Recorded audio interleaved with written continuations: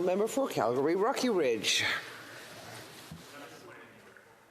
Well, thank you, Madam Speaker. So 3 weeks ago, I asked the government if there'd be a free vote on their backbench for the upcoming Conservative motion on the carbon tax, removing the carbon tax from all forms of home heating for all Canadians. And I had singled out the member for Calgary Skyview. And the response I got from this parliamentary secretary was a justification rooted in concern about the cost and efficiency of oil furnaces, and tried the sort of tired pretense that the carbon tax carve-out was somehow not only for Atlantic Canadians. The parliamentary secretary apparently thought that Canadians would somehow believe that since there are a few Canadians in remote areas of Northern Ontario and a few other places here and there that have oil furnaces, somehow Canadians would think that the carbon tax carve-out was somehow not just for Atlantic Canadians, which is the only part of Canada where oil furnaces are very commonly used. There's two problems with the parliamentary secretary's spin.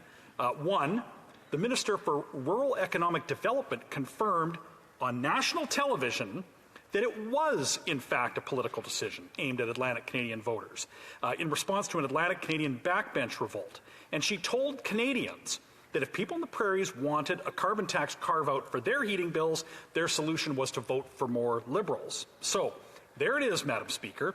The policy is a regional exception, rooted in political desperation, and has nothing to do with the relative efficiency of various heating sources. How could it? The rest of their standard answer has always been that the carbon tax does not make life unaffordable. So in one fell swoop, the government admitted that the carbon tax is crushing Canadians by inflating their heating bills, and that the solution to fixing this is to remove the tax from home heating. But they're only willing to do it in one region of the country. The second part of the problem, the second problem with the response is what I want the government to address tonight. I asked whether or not the member for Calgary Skyview would be allowed to vote freely on the Conservative motion to remove the tax for all Canadians.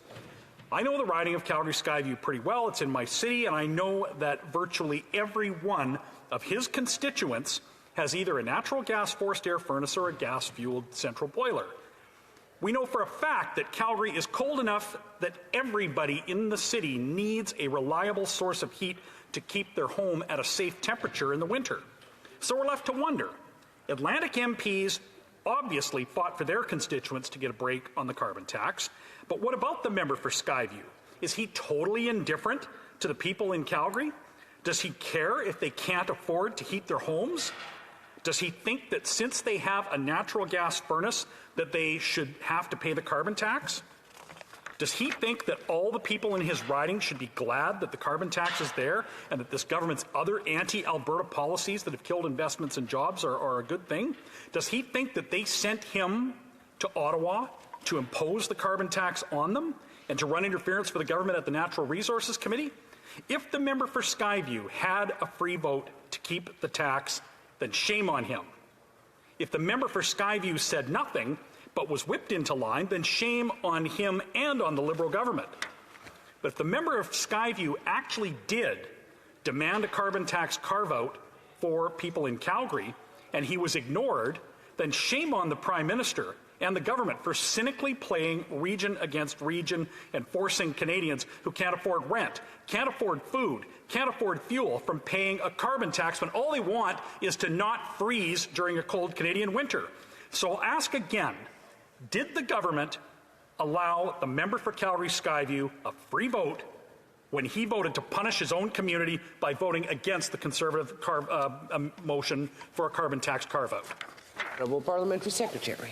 Thank you very much, Madam Speaker. You know, what an absolutely out-of-touch question. This is from an urban member of Parliament that clearly has no idea what it's like living in a rural part of the country. There are lots of members of our society that live too far away from a natural gas pipeline or another distance from other who still use home heating oil to heat their homes. It's not a regional thing. There are a lot of people in Atlantic Canada that still use home heating oil, but there's over 150,000 Ontarians and hundreds of people in my riding of Milton who still use home heating oil, and that continues to be the dirtiest, the most emissions-intensive way to heat their home. It's also the most expensive by far, Madam Speaker. The market-based instrument that's used to nudge people away from certain products like home heating oil and other emissions-intensive products works best when there's a clear alternative, and that's what we're doing. We're creating that alternative for Canadians.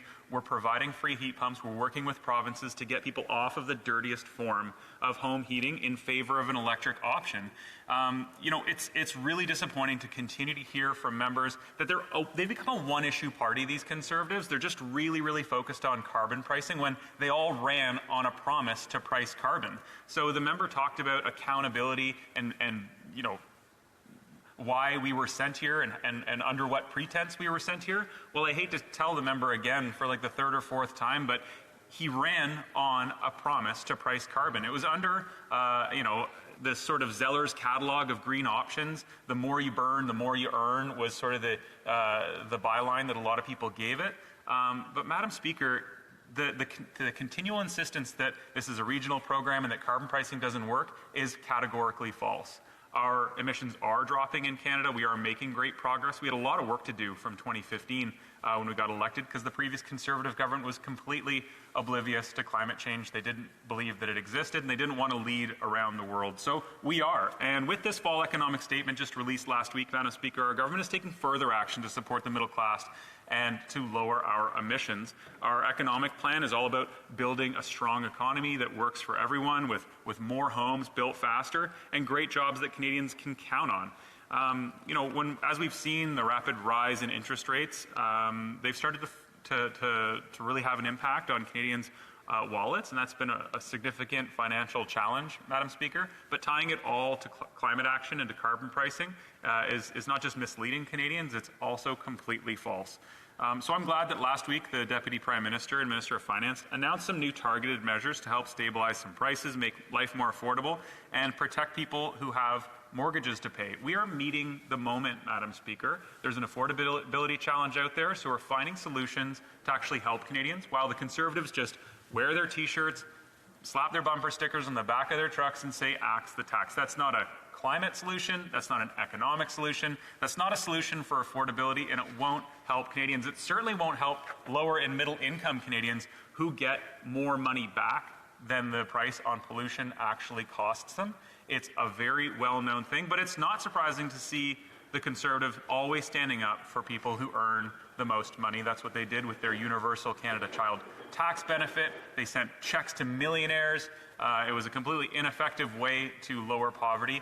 But the Conservatives have never really been that focused on lowering poverty. They're focused on supporting oil and gas companies, sending checks out to millionaires, and I guess taking us years back on climate action and fighting climate change, Madam Speaker. So in his rebuttal, I would just beg the member, if you're so insistent that we stop pricing carbon and you don't want to go back on the solutions that you provided in your previous Honourable Member for Calgary Rocky Ridge. Oh, talk about who's out of touch here.